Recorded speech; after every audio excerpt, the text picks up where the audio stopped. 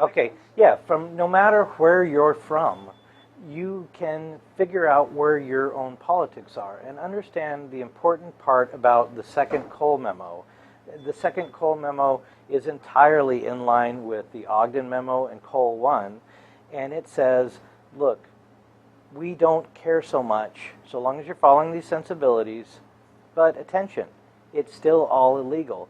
The Controlled Substances Act was not amended, and if your U.S. attorney wants to prosecute you, it's against the law. If your U.S. attorney prosecutes you, you're going to go to jail. And that's not a bad statement, right? It's the Obama administration saying, we're not going to be the guys. But if you cause problems in your locality, you can have issues. And if you don't understand your locality, you can have issues. So what is vitally important for all of the people, no matter where they're setting up, no matter in which state, understand who can break down your door, understand who can prosecute you. This is the city of Seattle. I'm within the city limits. So who can break down my door? Well, Jim Pugel is the chief of police of the city of Seattle. He has the power to break down my door. John Urquhart is the sheriff for King County. Because of the state's constitution, he acts on behalf of the state. He can break down my door. And then Matthew Barnes is a special agent in charge for the DEA. He's federal. He can break down my door.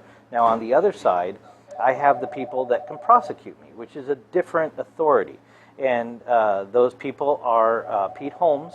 He's the city attorney for the city of Seattle. He can prosecute me up to a gross misdemeanor. Then I have Dan Satterberg. He is the King County prosecutor, as I say, because of the way our Constitution is written. He acts on behalf of the state. This may vary in your state. And then, of course, I have Jenny Durkin, and she is the U.S. Attorney. And that's the federal. That's the all-important.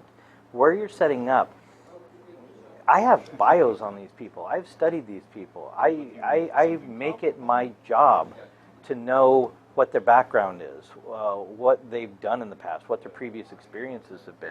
And I think people, no matter where you're setting up, that's your basic thing that you have to do. Because as Cole 2 says, if your U.S. attorney wants to take you, you're guilty, you're not going to win in a courtroom, you're going to prison. Look at Montana.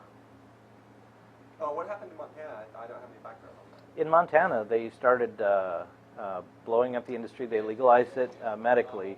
So the industry started being born, and a few players were helping it along, and the federal government came down and shut them down. And Chris Williams was looking at 95 years. He ended up getting 5, but 5 mandatory. And a number of them went to prison for it, even though there was a state law in place that allowed for it.